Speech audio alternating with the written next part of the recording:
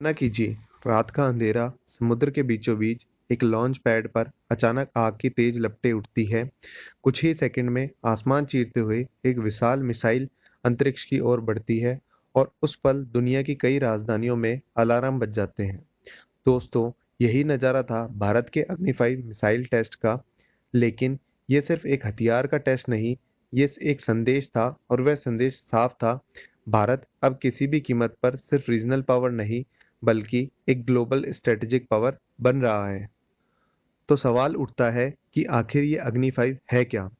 यह एक 5000 plus kilometre range वाली बैलिस्टिक मिसाइल है जो न्यूक्लियर वॉरहेड ले जा सकती है।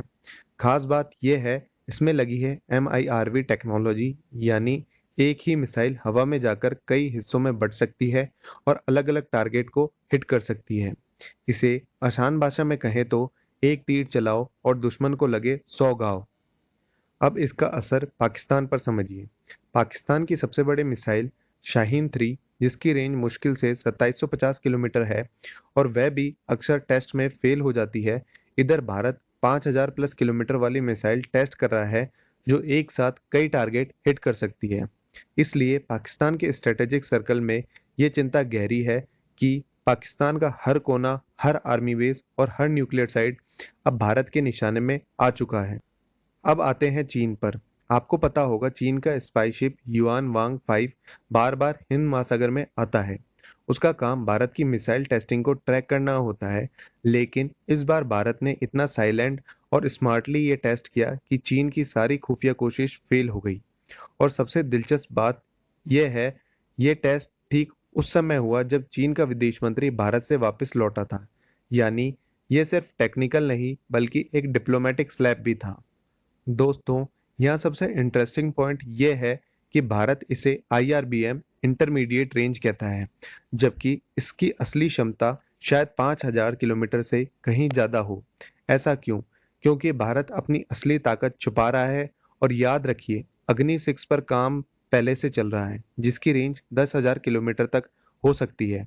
मतलब, कल को अगर जरूरत पड़ी तो भारत सिर्फ एशिया नहीं, बल्कि पूरी दुनिया में कहीं भी स्ट्राइक करने की क्षमता रखेगा।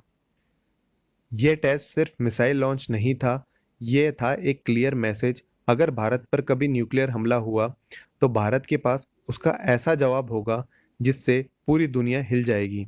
और यही डेटरेंस कहलाता है, यानी दुश्मन को डर में रखना, ताकि वह कभी हमला करने की हिम्मत ही ना जुटा सके। तो दोस्तों, अब सवाल ये नहीं कि भारत मिसाइल बना रहा है या नहीं। सवाल यह है कि भारत कितनी तेजी से अपनी क्षमता ग्लोबल लेवल पर ले जा रहा है। पाकिस्तान पीछे छूट चुका है, चीन टेंशन में है और दुनिया की बाकी महाशक्तियां चुपचाप भारत की बढ़ती ताकत को देख रही है।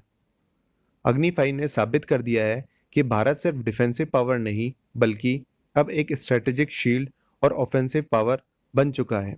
आपका क्या मानना है दोस्तों? क्या भारत को अब अग्नि 6 जैसी और लंबी रेंज वाली मिसाइल पर फोकस करना चाहिए, या फिर अग्नि 5 ही पर्याप्त है हमारी सुरक्षा के लिए? कमेंट्स में ज़रूर बताएं। अगर वीडियो पसंद आया हो तो इसे लाइक करें, शेयर करें और सब्सक्राइब करना मत भूलिएगा। जय हिंद।